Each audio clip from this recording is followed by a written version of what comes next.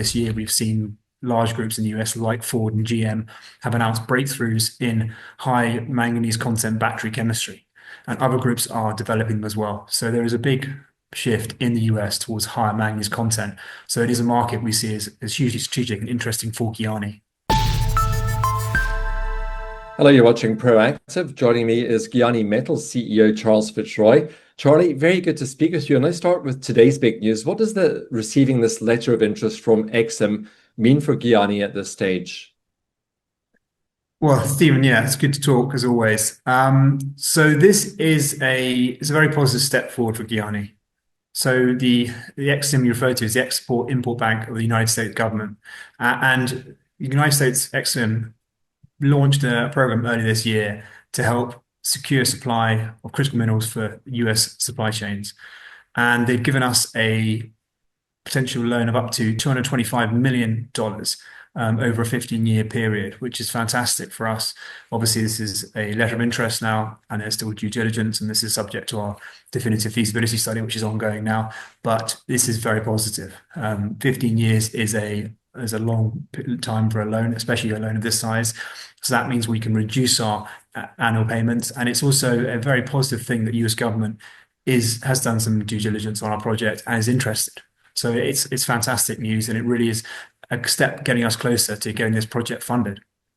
I mean, offtake agreements with US companies are key to unlocking the Exim funding. Charlie, can you give us an update on discussions or interest you're seeing on that front?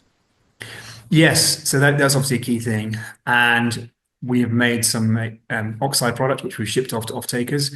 Some of those groups are in the US, and we'll be making a sulfate product, so HPMSM, in Q3 this year.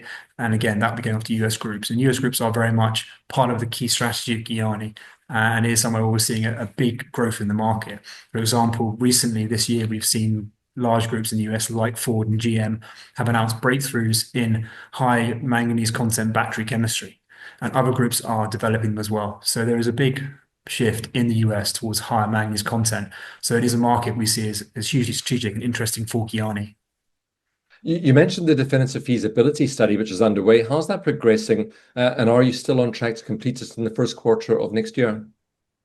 Yes, the DFS is due for Q1. We had revised guidance because of all the learnings we've had from our demonstration plant, which is in Johannesburg. And the demo plant, which I never talked to you about before, is the largest of its kind outside of China for battery manganese. We're really lucky to have that. And the fact we've managed to go from our lab scale to the demo scale gives us quite an advantage, and we've managed to learn a lot from it. And the DFS now is firmly on track for Q1 in 26.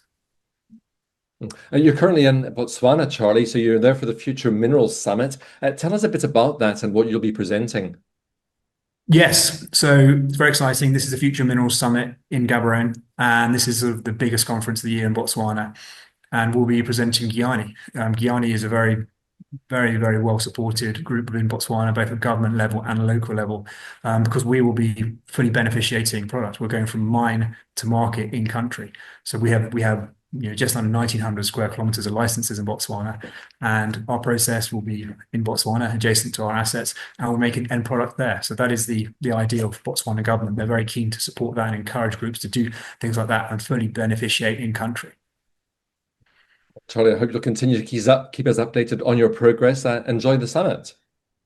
Thanks, Stephen. That's Charles Fitzroy, the CEO of Guyani Metals.